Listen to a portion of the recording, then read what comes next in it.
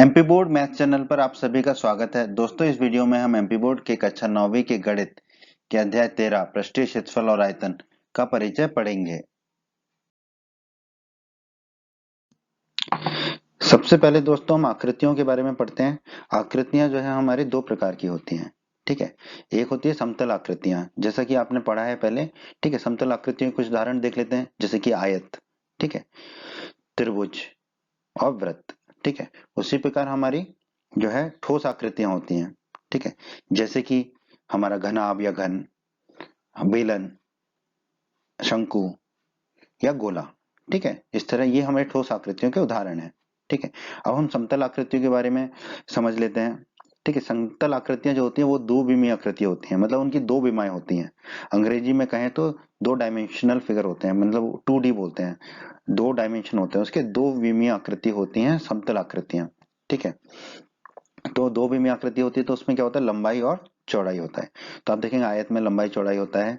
ठीक है, त्रिभुज में भी लंबाई होता है और वृत्त में जो है हमारा जो है त्रिज्या होती है। ठीक है, उसी प्रकार ठोस आकृतियां क्या होती हैं, वो त्रिविमीय आकृति होती हैं। ठीक है, इसको 3D फिगर भी बोलते हैं, 3 डायमेंशनल फिगर। ठीक है, त्रिविमीय आकृति होती है मतलब दो विमा विमा तो है ही, इसमें लंबाई चौड़ाई और एक ऊंचाई भी होती है। तो इसमें लंबाई भी होती है, चौड़ाई होती है और ऊंचाई होती है। ठीक है, तो एक ऊंचाई और होती है इसमें ठोस आकृतियों में। ये अंतर है समतल आकृतियों में और ठोस आकृतियों में। ठीक है, समतल आकृतियों में हम परिमाप निकालते हैं, क्षेत्रफल निकालते हैं। उसी प्रकार ठोस आकृतियों में हमें पृष्ठीय क्षेत्रफल निकालना होता है और आयतन निकालना होता है। और यही हमारा अध्याय है 13, पृष्ठीय क्षेत्रफल और आयतन। ठीक है, तो अब हम आगे पढ़ेंगे पृष्ठीय क्षेत्रफल किसे कहते हैं, आयतन किसे कहते हैं। फिर हम पढ़ेंगे विभिन्न ठोस आकृतियों के बारे में और उनके पृष्ठीय क्षेत्रफल और आयतन के सूत्रों को हम देखेंगे। आइए सबसे पहले हम पृष्ठीय क्षेत्रफल की परिभाषा जान लेते हैं। पृष्ठीय क्षेत्रफल की परिभाषा है एक त्रिविमीय वस्तु, ठीक है, त्रिविमीय वस्तु कह ले या ठोस वस्तु कह ले, की सतह का कुल क्षेत्रफल उसका पृष्ठीय क्षेत्रफल कहलाता है।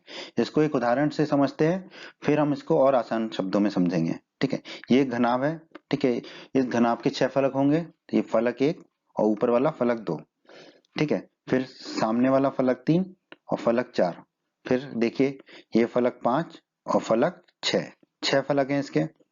तो इस घनाभ का पृष्ठीय क्षेत्रफल क्या होगा, फलक 1 का क्षेत्रफल।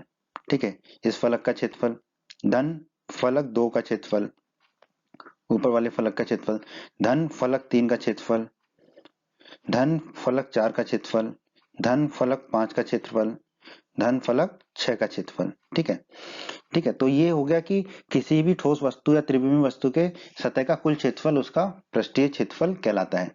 अब आसान शब्दों में समझते हैं हम इसको। ठीक है, जैसे कि ये घनाभ है, इस घनाभ को बनाने में हमें जितना कागज लगता, ठीक है, वही उसका पृष्ठीय क्षेत्रफल कहलाता। ठीक है, या फिर हम कह लें कि ये घनाभ अगर मान लो हमारा एक कमरा है, ठीक है, तो इस घनाभ को बाहर से पोतने में जितना क्षेत्रफल लगता वही इसका पृष्ठीय क्षेत्रफल कहलाता। ठीक है, तो दो परिभाषाओं से याद रख सकते हैं आप किसी भी चीज के पृष्ठीय क्षेत्रफल के बारे में, कि पृष्ठीय क्षेत्रफल वह क्षेत्रफल होगा जितना कागज हमें लगेगा उस चीज को बनाने में। ठीक है, या फिर उस चीज को बाहर से पेंट करने में हमें जितना क्षेत्रफल लगेगा वो उसका पृष्ठीय क्षेत्रफल कहलाता है। आयतन की परिभाषा समझ लेते हैं। आयतन की परिभाषा है एक त्रिविमीय वस्तु, त्रिविमीय वस्तु या ठोस वस्तु द्वारा घिरी हुई जगह उसका आयतन कहलाता है। ठीक है, और इसका जो मात्रक होता है आयतन का वो क्या होता है, घन, घन होता है। घन इसका अंग्रेजी में क्यूबिक कहते हैं इसको। ठीक है, जैसे घन सेंटीमीटर, घन मीटर, ये उसका मात्रक होगा। ठीक है, तो अब जैसे कि ये एक बेलन है, ठीक है, अब मान लीजिए इस बेलन में जितना पानी आ सकता है, ठीक है, वही उसका क्या कहलाएगा, आयतन। ठीक है, तो हमने इसके अंदर पानी भर दिया तो जितना पानी इसके अंदर आएगा वही इसका क्या कहलाएगा, आयतन। ठीक है, अब जैसे कि आप लोग दोस्तों जानते होंगे कि दूध वाले अंकल आपके घर आते हैं या आप दूध लेने जाते हैं बाहर, तो वो ऐसी कोई वस्तु है उससे नापते हैं। ठीक है, आधा लीटर, 1 लीटर, ठीक है, 200 मिलीलीटर। तो जैसे आधा लीटर अगर वो नाप रहे हैं, ठीक है, तो इसके अंदर आधा लीटर दूध आता है, तभी हम मानते हैं ना वो आधा लीटर। तो इसका आयतन कितना है, आधा लीटर। ठीक है, तो इसका मतलब कि कोई भी वस्तु उसके अंदर जितना पानी आ सकता है, आसानी से अगर हम समझे तो जितना पानी आ सकता है वो उस वस्तु का आयतन कहलाता है, उस ठोस वस्तु का आयतन कहलाता है।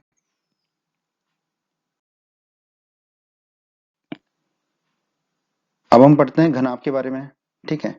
तो दोस्तों जैसे कि कोई भी कमरा होता है, ठीक है, वो घनाभ के आकार का ही होता है। आप जिस कमरे में अभी बैठे होंगे उस कमरे का अगर आप आकार देखेंगे तो उसकी 4 दीवारें होंगी, एक छत होगी और एक नीचे आपका समतल होगा, ठीक है, फर्श होगा आपका, ठीक है। तो 4 दीवारें होती हैं, ठीक है, आपके सामने, आपके पीछे, आपके बाएं और आपके दाएं, और एक छत होती है ऊपर और एक नीचे फर्श होता है, ठीक है। तो उसके 6 फलक होते हैं, ठीक है। तो ऐसी आकृति क्या कहलाती है? घनाभ कहलाती है। अंग्रेजी में इसे क्यूबॉइड भी कहते हैं।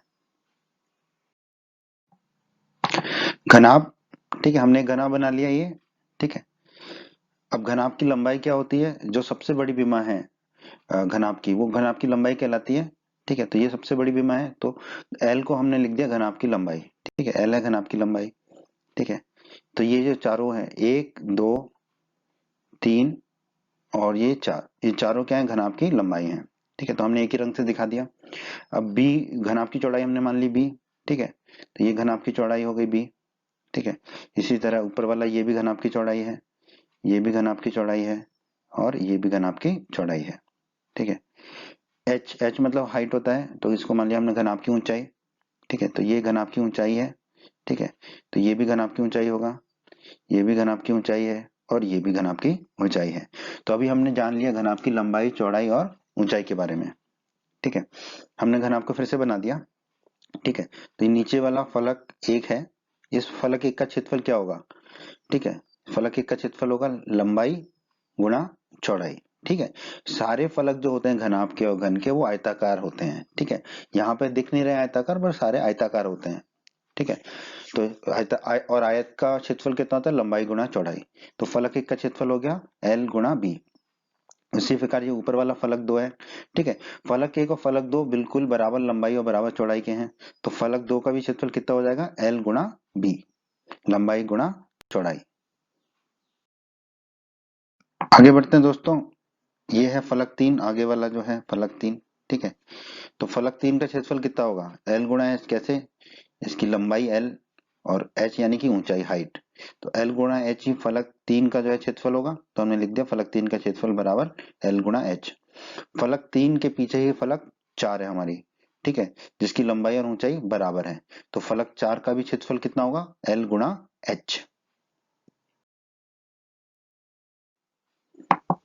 आगे बढ़ते हैं दोस्तों, ये है हमारी फलक 5, ठीक है। तो फलक 5 का क्षेत्रफल क्या होगा? बी गुणा एच, ठीक है, ये चौड़ाई बी गुणा एच, हाइट एच, ठीक है। बी गुणा एच ही फलक 5 का क्षेत्रफल होगा, तो हमने लिख दिया फलक 5 का क्षेत्रफल बराबर बी गुणा एच। फलक 6 जो है बिल्कुल फलक 5 के सामने है और उसकी विमाएं भी जो है बी और एच ही हैं, ठीक है। तो फलक 6 का भी क्षेत्रफल कितना होगा? बी गुणा एच। बढ़ते हैं दोस्तों, अब हम घनाभ का पृष्ठीय क्षेत्रफल निकालते हैं, ठीक है। तो घनाभ का पृष्ठीय क्षेत्रफल क्या होगा? फलक 1 का क्षेत्रफल धन फलक 2 का क्षेत्रफल धन फलक 3 का क्षेत्रफल धन फलक 4 का क्षेत्रफल धन फलक 5 का क्षेत्रफल धन फलक 6 का क्षेत्रफल, ठीक है। तो ये फलक 1, इसका क्षेत्रफल धन फलक 2, ऊपर वाली फलक का क्षेत्रफल धन फलक 3, सामने वाली फलक का क्षेत्रफल धन फलक 4, पीछे वाली फलक का क्षेत्रफल, फिर फलक 5 और फलक 6, इन सब के क्षेत्रफल, ठीक है। तो दोस्तों फलक 1 का क्षेत्रफल हमने कितना निकाला था? एल गुणा बी, तो हमने लिख दिया। फलक 2 का क्षेत्रफल कितना निकाला था? एल गुणा बी, लिख दिया। फलक 3 का निकाला था? एल गुणा एच, लिख दिया। फलक 4 का निकाला था? एल गुणा एच, लिख दिया। फलक 5 का निकाला था? एल बी गुणा एच, लिख दिया। फलक 6 का निकाला था? बी गुणा एच, लिख दिया हमने, ठीक है। अब आप देखिए, एल गुणा बी धन एल गुणा बी कितना हो जाएगा? 2 गुणा एल गुणा बी, तो हमने लिख दिया 2 गुणा एल गुणा बी। एल गुणा एच धन एल गुणा एच कितना हो जाएगा? 2 गुणा एल गुणा एच, ठीक है। तो 2 गुणा एल गुणा एच लिख दिया। बी गुणा एच धन बी गुणा एच कितना हो जाएगा? 2 गुणा बी गुणा एच, तो 2 गुणा बी गुणा एच लिख दिया हमने, ठीक है। अब इन तीनों में से हम 2 कॉमन ले लेंगे, ठीक है। तीनों में से 2 कॉमन ले लेंगे तो अंदर क्या बचेगा? एल गुणा बी धन एल गुणा एच धन बी गुणा एच, ठीक है। तो यही क्या होगा? हमारे घनाभ के पृष्ठीय क्षेत्रफल का सूत्र होगा। यही जो है, इसको याद कर लो, समझ लो, ध्यान रख लो, ठीक है। तो घनाभ के पृष्ठीय क्षेत्रफल का सूत्र क्या आया? 2 गुणा ब्रैकेट के अंदर लंबाई गुणा चौड़ाई धन लंबाई गुणा ऊंचाई धन चौड़ाई गुणा ऊंचाई, या फिर 2 गुणा ब्रैकेट के अंदर एल गुणा बी धन एल गुणा एच धन बी गुणा एच। इसको याद कर लीजिए अच्छे से, ये आपके बहुत काम आने वाला है। आइए दोस्तों, अब हम घन के बारे में जान लेते हैं। अंग्रेजी में जिसे क्यूब कहते हैं। तो दोस्तों, आप इस आकृति को तो जानते ही होंगे। इसे आप कहते हैं पासा, या अंग्रेजी में कहते हैं डाइस। ठीक है, इससे आप खेलते हैं आपकी सांप सीढ़ी और लूडो। ठीक है, इसको घुमाकर। ठीक है, तो ये जो पासा या डाइस है, ये किस आकार का है? घन के आकार का। यानी कि इसके जो छह फलक हैं, वो छह फलक समान क्षेत्रफल के होते हैं। ठीक है, या हम कहते हैं कि इसकी लंबाई चौड़ाई और ऊंचाई बराबर होती है। ठीक है, तो ऐसी आकृति को हम क्या कहते हैं? घन कहते हैं, क्यूब कहते हैं। आइए दोस्तों, अब हम घन का पृष्ठीय क्षेत्रफल ज्ञात कर लेते हैं। हमने एक घन बना लिया। ठीक है, और दोस्तों ऐसा घन आप जिसकी लंबाई चौड़ाई और ऊंचाई बराबर हो, क्या कहलाता है? घन कहलाता है। ठीक है, यानी कि लंबाई बराबर चौड़ाई बराबर ऊंचाई हो। ठीक है, लंबाई एल, चौड़ाई बी, एच, ऊंचाई। ठीक है, ये तीनों बराबर है, इसको हमने मान लिया ए। अब आप देखिए, लंबाई ए हो गई। ठीक है, तो सारी लंबाइयों को हमने लाल रंग से दिखा दिया। सारी लंबाइयां क्या हैं? ए। चौड़ाई भी ए है। ठीक है, तो सारी चौड़ाइयों को भी हम ए से दिखा देंगे। सारी चौड़ाइयां जो है हरे रंग से दिखा दी हमने। और ऊंचाई भी कितनी है? ए। तो सारी ऊंचाइयां भी हमारी ए हो गई। अब दोस्तों हम जानते हैं घनाभ का पृष्ठीय क्षेत्रफल अभी अभी हमने निकाला है, कितना होता है? 2 गुणा ब्रैकेट के अंदर एल गुणा बी धन एल गुणा एच धन बी गुणा एच। अब हम क्या करेंगे? एल बी और एच को किस क्या रख देंगे? ए रख देंगे। ठीक है, तो हमने यहाँ पे फिर ये हो जाएगा हमारा घन का पृष्ठीय क्षेत्रफल। ठीक है, 2 गुणा एल और बी की जगह, एल बी और एच की जगह सब जगह हमने ए रख दिया। तो ये हो गया हमारा 2 ब्रैकेट के अंदर ए गुणा ए धन ए गुणा ए धन ए गुणा ए। ठीक है, तो अब घन का पृष्ठीय क्षेत्रफल क्या हो गया? 2 ब्रैकेट के अंदर ए गुणा ए का वर्ग ए स्क्वायर, ए गुणा ए स्क्वायर, ए गुणा ए स्क्वायर। ठीक है, अब ए स्क्वायर धन ए स्क्वायर धन ए स्क्वायर कितना हो जाएगा? 3 ए स्क्वायर। तो घन का पृष्ठीय क्षेत्रफल हो गया 2 गुणा 3 गुणा ए स्क्वायर। 2 गुणा 3 कितना हो जाएगा? 6। तो घन का पृष्ठीय क्षेत्रफल हमारा आ जाएगा 6 गुणा ए स्क्वायर। ठीक है, आप इस सूत्र को हमेशा के लिए याद कर लीजिए। घन का पृष्ठीय क्षेत्रफल होता है 6 गुणा ए स्क्वायर। और ए क्या है? घन का किनारा। ठीक है, या घन की लंबाई, ऊंचाई या चौड़ाई, कुछ भी कह लो। ठीक है, घन का किनारा भी इसे कहते हैं। तो घन का पृष्ठीय क्षेत्रफल हमारा आ गया दोस्तों 6 गुणा ए स्क्वायर। ठीक है, इसे याद कर लीजिए हमेशा के लिए। अब हम देखते हैं दोस्तों पार्श्व पृष्ठीय क्षेत्रफल। ठीक है, ये पृष्ठीय क्षेत्रफल से थोड़ा सा अलग है। इसकी परिभाषा देख लेते हैं। मान लीजिए घनाभ के 6 फलकों में से केवल 4 फलकों के क्षेत्रफल।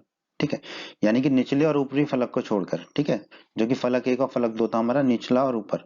जैसे कि अगर आप अपने कमरे को देखें तो फर्श को और छत को छोड़कर बाकी की चारों दीवारें, आपके आगे पीछे दाएं बाएं वाली दीवारें, ऐसी स्थिति में इन चारों फलकों का जो क्षेत्रफल है वो क्या कहलाता है? घनाभ का पार्श्वीय पृष्ठ क्षेत्रफल कहलाता है। ठीक है, तो ये आपकी फलक 3 थी सामने वाली, ये फलक पीछे वाली, फलक 4, फलक 5 और फलक 6। तो इन चारों का जो क्षेत्रफल होगा वो क्या कहलाएगा? पार्श्व पृष्ठीय क्षेत्रफल। ठीक है, तो घनाभ का पार्श्व पृष्ठीय क्षेत्रफल कितना हो जाएगा? 2 गुणा एल गुणा एच। ठीक है, लंबाई गुणा ऊंचाई। ठीक है, ये 3 का और 4 का क्षेत्रफल हो जाएगा, धन बी गुणा एच। 5 का और 6 का क्षेत्रफल क्या था? चौड़ाई गुणा ऊंचाई, तो बी गुणा एच। एच कॉमन आ जाएगा, तो ये होगा 2 गुणा एल धन बी गुणा एच। ठीक है, तो इस सूत्र को भी याद कर लीजिए। बहुत ज्यादा नहीं आता है, लेकिन कभी कभी आता है कुछ प्रश्नों में। घनाभ का पार्श्व पृष्ठीय क्षेत्रफल होगा 2 गुणा एल धन बी गुणा एच। ठीक है, यानी कि 2 गुणा लंबाई धन चौड़ाई गुणा ऊंचाई। उसी तरह घन का पार्श्व पृष्ठीय क्षेत्रफल कितना होगा? ठीक है, तो घन के हर एक फलक का जो क्षेत्रफल होता है वो होता है ए का वर्ग। ठीक है, तो अब यहाँ पे 4 फलकों का जो क्षेत्रफल क्या होगा? 4 गुणा ए का वर्ग, यानी कि 4 गुणा ए स्क्वायर। ठीक है, तो घन के लिए भी याद कर लीजिए इसको। घन का पार्श्व पृष्ठीय क्षेत्रफल होगा 4 गुणा ए स्क्वायर। घनाभ का आयतन। दोस्तों अब हम घनाभ का आयतन निकालते हैं। तो आयतन की परिभाषा क्या थी? कि उस ठोस वस्तु में जितना पानी आ सकता है। ठीक है, तो ये ठोस वस्तु देखिए घनाभ। ठीक है, अब इसमें हमने पानी भर दिया, पूरा पूरा पूरा पूरा पानी आपको नीला नीला दिख रहा है। ठीक है, तो ये जो जितना पानी आ गया इसके अंदर, वही इसका आयतन कहलाएगा घनाभ का। तो ठीक है, तो घनाभ के आयतन का सूत्र होता है लंबाई गुणा चौड़ाई गुणा ऊंचाई। ठीक है, तो यहाँ पे घनाभ का आयतन हो जाएगा एल गुणा बी गुणा एच, क्योंकि लंबाई कितनी है? एल है, चौड़ाई कितनी है? बी है, और ऊंचाई कितनी है? एच है। ठीक है, तो ये सूत्र याद रख लीजिएगा आप। घनाभ का आयतन होता है एल गुणा बी गुणा एच, लंबाई गुणा चौड़ाई गुणा ऊंचाई। घनाभ के बाद दोस्तों अब हम घन का आयतन भी ज्ञात कर लेते हैं। ठीक है, तो ये घन है, इसके अंदर जितना पानी आएगा, ये नीला नीला पानी आ गया, ठीक है, वही इसका आयतन कहलाएगा। और घन के आयतन का भी सूत्र होता है लंबाई गुणा चौड़ाई गुणा ऊंचाई। यहाँ पे लंबाई चौड़ाई ऊंचाई सब ये है, ठीक है। तो घन का आयतन हो जाएगा ए गुणा ए गुणा ए। तो घन का आयतन हमारा कितना आ जाएगा, ए का क्यूब, ठीक है, ए की घात 3। तो इस सूत्र को भी आप याद रखिए, घन का आयतन होता है ए क्यूब, ए की घात 3। आइए दोस्तों, अब हम बेलन के बारे में पढ़ लेते हैं। अंग्रेजी में इसे सिलेंडर भी कहते हैं, पर बचपन से ही मुझे भी कंफ्यूजन था, ठीक है, कि बेलन और सिलेंडर तो अलग अलग चीज होती है, पर गणित में एक ही होता है, ठीक है। इसको हम समझते हैं कैसे। दोस्तों ये है बेलन, जैसे आपकी मम्मी आपकी कुटाई करती हैं जब आप पढ़ाई नहीं करते हो, ठीक है। लेकिन गणित में ये बेलन नहीं है। गणित में बेलन क्या है, ये वाला हिस्सा बेलन का, ठीक है, ये है हमारा बेलन, ठीक है। उसी तरह ये सिलेंडर होता है वास्तविक जीवन में, पर गणित में सिलेंडर ये हिस्सा होता है हमारा, ठीक है, ये सिलेंडर होता है, ठीक है। तो बेलन और सिलेंडर को और हम देख लेते हैं। ये जो आकृति है ये हमारा बेलन कहलाती है या सिलेंडर कहलाती है, ठीक है। इस आकृति में क्या है, एक हमारी लंबाई है और ये दोनों तरफ से गोल होता है, ठीक है। जैसे कि जो लठ होता है या बांस होता है वो भी बेलन के आकार का होता है, ठीक है। पेड़ का जो तना होता है वो भी बेलन के आकार का होता है, ठीक है। या जो कोई भी पाइप होता है, प्लास्टिक का पाइप, ठीक है, या लोहे का पाइप, वो बेलन के आकार के होते हैं, ठीक है। तो ये सब बेलन होता है हमारा, ठीक है। तो अब आपको बेलन समझ आ गया होगा कि बेलन आकृति किसे कहते हैं। थोड़ा सा और विस्तार से समझ लेते हैं हम बेलन के बारे में। दोस्तों ये एक आयताकार हमारा एक कागज है जिसकी ऊंचाई है और एक लंबाई है। अगर हम इस कागज को मोड़ें गोल गोल करके तो हमें कुछ ऐसी आकृति बन जाए मिलेगी, यही हमारा बेलन कहलाता है, ठीक है। अगर इसको हम गोल गोल मोड़ें, ठीक है, एल की दिशा में, ठीक है, तो हमें एच ऊंचाई का एक बेलन प्राप्त होगा। और दोस्तों बेलन में ऊपर और नीचे भी ढक्कन होता है, ऊपर एक ढक्कन होगा और नीचे एक आधार होगा, और वो किस आकृति का होगा, वो वृत्त की आकृति का होगा, वो गोल होगा, ठीक है। तो ये है हमारा बेलन। बेलन को हम थोड़ा और समझ लेते हैं दोस्तों। ये है हमारा बेलन, ठीक है, इसकी ऊंचाई है h, ठीक है, और नीचे इसका एक आधार होगा, वो गोलाकार होगा, ठीक है, वृत्त के आकार का होगा जिसकी त्रिज्या होगी r, ठीक है। तो इसको हमने अलग से बना लिया, ये r त्रिज्या का एक वृत्त के आकार का इसका आधार होगा बेलन का, ठीक है। और ऊपर भी एक ढक्कन होगा, वो भी r त्रिज्या का एक वृत्त होगा, ठीक है, उसको भी हमने बना लिया अलग से, ठीक है।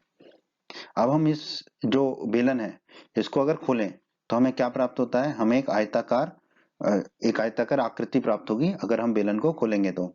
और उस आयताकार आकृति की ऊंचाई होगी h, जो कि बेलन की ऊंचाई है, ठीक है। अब बेलन के आधार का परिमाप, बेलन का आधार क्या है, ये, ठीक है। तो बेलन के आधार का परिमाप क्या होगा, ये क्या है, वृत्त की आकृति है जो कि r त्रिज्या का है, ठीक है। तो इस वृत्त का परिमाप कितना होगा, इस वृत्त का परिमाप होगा 2 गुणा पाई गुणा आर, क्योंकि वृत्त का परिमाप होता है 2 पाई आर, 2 गुणा पाई गुणा आर, ठीक है। तो आयताकार शीट की लंबाई कितनी होगी, बेलन के आधार के परिमाप के बराबर ही होगी, यानी कि 2 गुणा पाई गुणा आर। तो इस आयताकार शीट की लंबाई कितनी हो जाएगी, 2 गुणा पाई गुणा आर, ठीक है, वही लिख दिया हमने, 2 गुणा पाई गुणा आर, ठीक है। तो हमें इस आयताकार शीट की लंबाई प्राप्त हो गई 2 गुणा पाई गुणा आर। दोस्तों अब हम बेलन का वक्र पृष्ठीय क्षेत्रफल निकालते हैं। वक्र पृष्ठीय क्षेत्रफल मतलब कि ऊपर का और नीचे का क्षेत्रफल छोड़ के, ठीक है, बाकी क्षेत्रफल, ठीक है। तो बेलन का वक्र पृष्ठीय क्षेत्रफल कितना होगा, आयताकार शीट का क्षेत्रफल, ठीक है, ये है बेलन का वक्र पृष्ठीय क्षेत्रफल, ठीक है। तो आयताकार शीट का जितना क्षेत्रफल होगा, ठीक है, वही हमारा बेलन का वक्र पृष्ठीय क्षेत्रफल होगा। और आयताकार शीट का क्षेत्रफल कितना होगा, लंबाई गुणा चौड़ाई, ठीक है। तो आयताकार शीट के क्षेत्रफल की जगह लिख दिया हमने लंबाई गुणा चौड़ाई, ठीक है। अब दोस्तों हमें आयताकार शीट की लंबाई पता है कितनी है, 2 पाई आर, तो हमने रख दिया 2 पाई आर। ऊंचाई पता है हमें आयताकार शीट की कितनी है, h, तो हमने रख दिया h, ठीक है। तो अब हमें बेलन का वक्र पृष्ठीय क्षेत्रफल ज्ञात हो जाएगा, क्या होगा, 2 पाई आर h, ठीक है। तो इस सूत्र को आप हमेशा के लिए याद कर लीजिए, बेलन का वक्र पृष्ठीय क्षेत्रफल होगा 2 पाई आर h। बेलन का कुल पृष्ठीय क्षेत्रफल, अभी हमने वक्र पृष्ठीय क्षेत्रफल देखा था, अब हम कुल पृष्ठीय क्षेत्रफल की गणना करते हैं, ठीक है। तो बेलन का कुल पृष्ठीय क्षेत्रफल कितना होगा, 2 गुणा बेलन के आधार का क्षेत्रफल, ठीक है, क्योंकि बेलन का आधार जितना है उतना ही ऊपर वाला क्षेत्र है बेलन का, ठीक है, धन आयताकार शीट का क्षेत्रफल। तो बेलन का आधार ये है, ठीक है। तो ये वृत्त हमने अलग से बना दिया आर त्रिज्या का, ठीक है। ऊपर वाला हिस्सा जो है ढक्कन, ठीक है, वो भी आर त्रिज्या का एक वृत्त है, वो बना दिया हमने, ठीक है। और ये जो बेलन है, ठीक है, इसका वक्र पृष्ठीय क्षेत्रफल जो है वो आयताकार शीट के क्षेत्रफल के बराबर होता है, तो वो बना दिया हमने।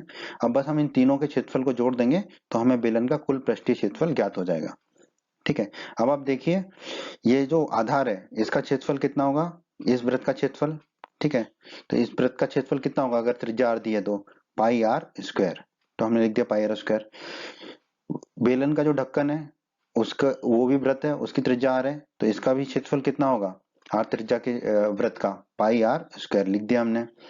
और ये जो आयताकार शीट का जो क्षेत्रफल है, ठीक है, ये क्या होगा लंबाई गुणा चौड़ाई, यानी कि 2 गुणा पाई गुणा आर गुणा एच, तो ये हमने लिख दिया 2 पाई आर एच, ठीक है, 2 पाई आर एच हमने लिख दिया।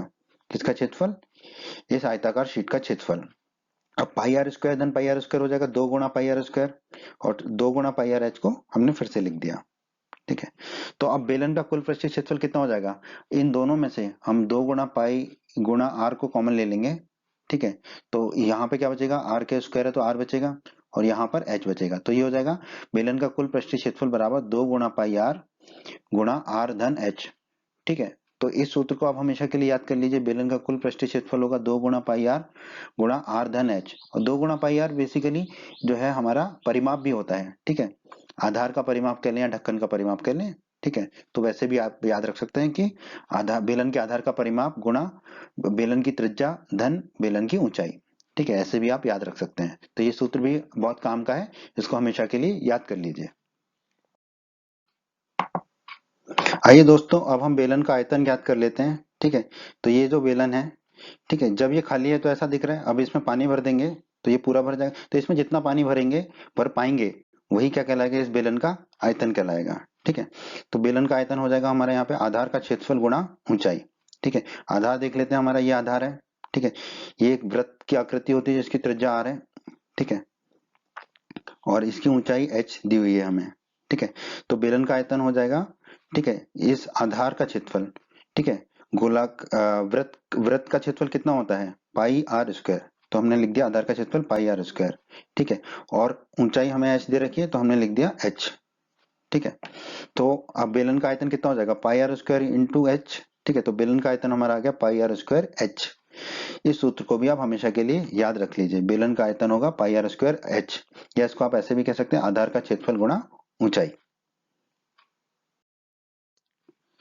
दोस्तों बेलन के बाद बारी आती है शंकु की, ठीक है। तो अंग्रेजी में कोन कहते हैं, ठीक है। तो समझ लेते हैं शंकु का आकार क्या होता है। शंकु का आकार कुछ ऐसा होता है, पर इसमें भी ये ऊपर का हिस्सा, ठीक है, ये आकृति आपने देखी होगी, जब आप तेल लेने जाते हैं तो अंकल इस तरह की आकृति का इस्तेमाल करते हैं, इसको कुप्पा भी कहते हैं हमारे यहाँ, ठीक है। तो ये किस आकार की होती है, शंकु के आकार की होती है। ऊपर जो है मतलब एक तरफ ये पूरा वृत्त के आकार का होता है और नीचे एकदम सिकुड़ता चला जाता है और खत्म हो जाता है, ठीक है। तो ये आकृति को हम कहते हैं शंकु, ठीक है। और दोस्तों आपने सॉफ्टी खाई होगी, तो जो सॉफ्टी का आकार होता है वो भी क्या होता है, शंकु के आकार का होता है, ठीक है। इसको कोन भी कहते हैं आप, ठीक है, आप लेने जाते हैं बाजार में, ठीक है। तो ये होता है हमारा शंकु का आकार, ठीक है। एक तरफ तो ये होता है वृत्त के आकार का, और दूसरी तरफ ये वृत्त के आकार का ही होता चला जाता है, पर उसकी त्रिज्या कम होती चली जाती है और अंत में उसकी त्रिज्या शून्य हो जाती है।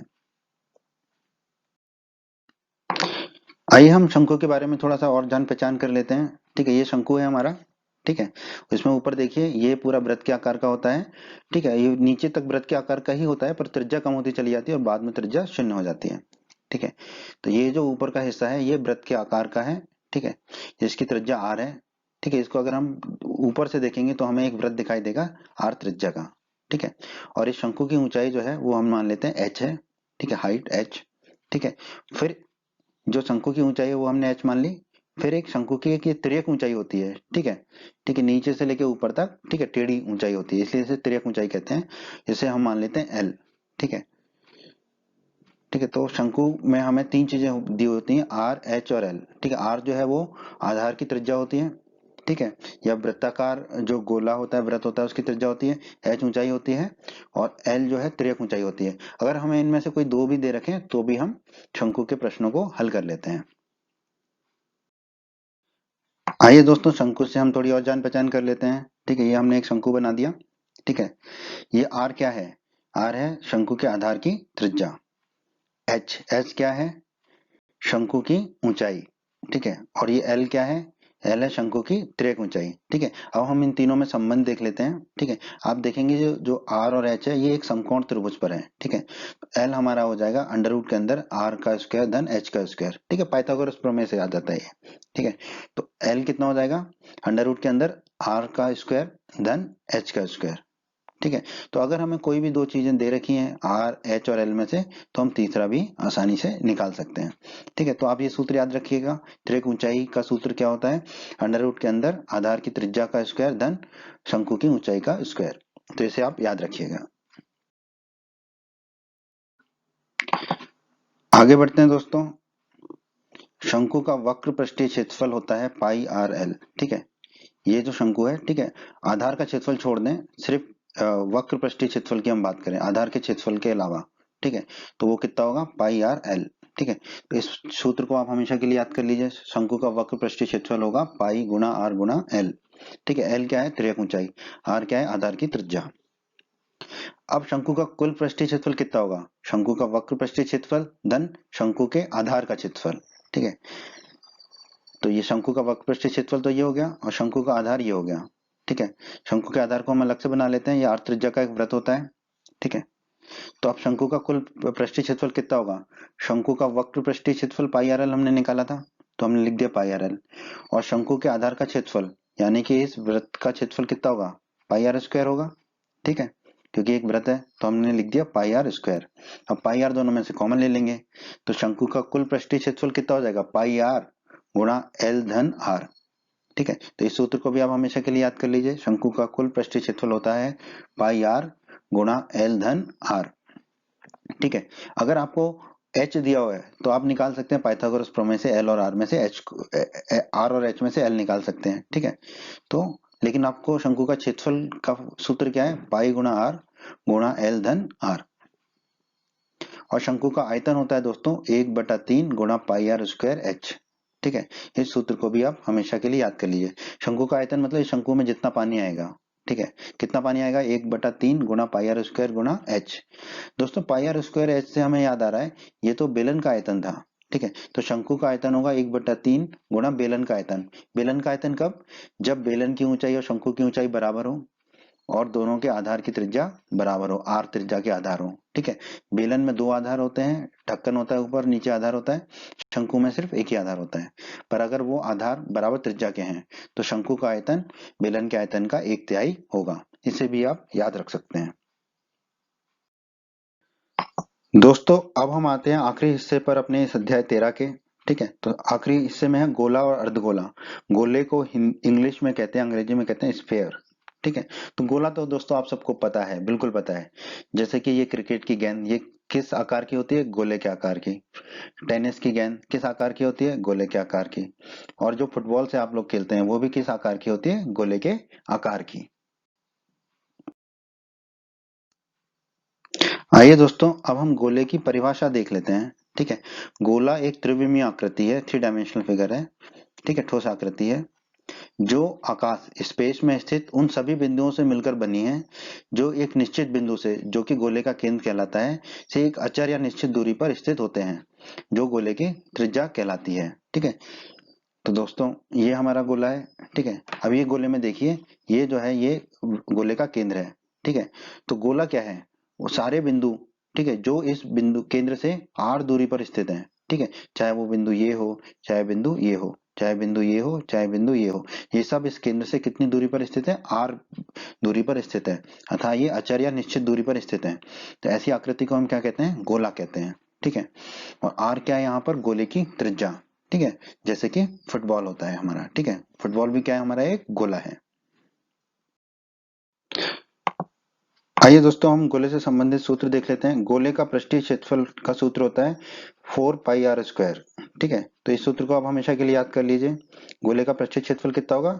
4 गुणा पाई आर स्क्वायर। ठीक है, वैसे पाई आर स्क्वायर होता है वृत्त का क्षेत्रफल, तो 4 गुणा वृत्त के क्षेत्रफल के। ठीक है, तो गोले का पृष्ठीय क्षेत्रफल का सूत्र है 4 गुणा पाई आर स्क्वायर। ठीक है, और गोले का आयतन का सूत्र क्या है? 4/3 गुणा पाई आर क्यूब। ठीक है, 4/3 गुणा पाई आर क्यूब। ठीक है, ये है गोले का आयतन का सूत्र। तो इन दोनों सूत्रों को आप हमेशा के लिए याद रख लीजिए। हमने गोला पढ़ा दोस्तों, अब हम अर्धगोले के बारे में पढ़ेंगे। ठीक है, अर्धगोला जैसे कि नाम में ही निहित है, आधा गोला। अंग्रेजी में इसे हेमिस्फेयर बोलते हैं, सेमिस्फेयर नहीं बोलते, हेमिस्फेयर बोलते हैं। ठीक है, तो याद रखिएगा, हेमिस्फेयर मतलब अर्धगोला होता है। ठीक है, इस गोले को हमने दो भागों में बांट दिया, ऊपर वाला और नीचे वाला। तो दोनों दोनों क्या कहलाएंगे? अर्धगोला कहलाएंगे। ठीक, कुछ आकृतियां देख लेते हैं, जैसे कि ये कटोरी है, ये किस आकार की है? अर्धगोले के आकार की है। ठीक है, या ये कटोरी ये किस आकार की है? अर्धगोले के आकार की है। ठीक है, अर्धगोला मतलब गोले को दो बराबर भागों में बांट दो, तो हर भाग क्या कहलाएगा? हमारा अर्धगोला कहलाएगा।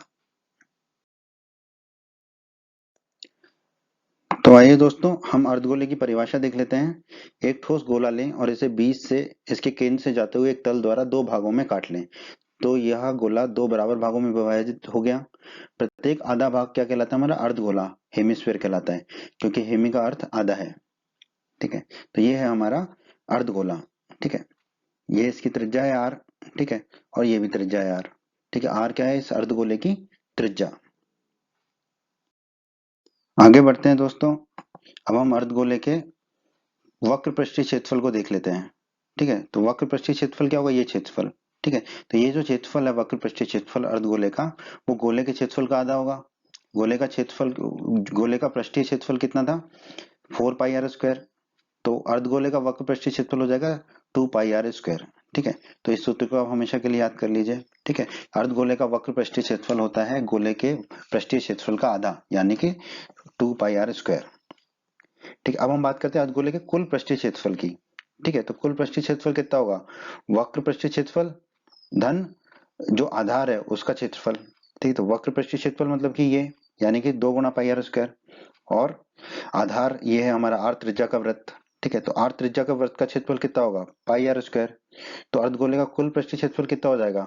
2 गुणा πr² धन πr², यानी कि 3 गुणा πr²। तो अर्धगोले का कुल पृष्ठीय क्षेत्रफल होगा 3 गुणा πr²। इसको भी याद कर लीजिए हमेशा के लिए। ठीक है, अर्धगोले का आयतन कितना होगा? जो गोले का आयतन था उसका आधा। ठीक है, जितना पानी गोले में आएगा उसका आधा पानी अर्धगोले में आएगा। ठीक है, गोले का आयतन था 4/3 गुणा πr³। तो अर्धगोले का आयतन कितना होगा? 2/3 गुणा πr³। ठीक है, तो इस सूत्र को भी याद कर लीजिए। अर्धगोले का आयतन होगा गोले के आयतन का आधा, यानी कि 2/3 गुणा πr³। उम्मीद करता हूं दोस्तों आपको हमारा ये वीडियो पसंद आया होगा। आप हमारे YouTube चैनल को सब्सक्राइब करें, हमारे इस वीडियो को लाइक करें, इस वीडियो को अपने दोस्तों के साथ शेयर करें, और अपने एमपी बोर्ड के हिंदी माध्यम के सभी दोस्तों को हमारे वीडियोस और चैनल के बारे में अवश्य बताएं, ताकि एमपी बोर्ड के हिंदी मीडियम के सभी छात्रों को इसका लाभ हो सके। धन्यवाद दोस्तों।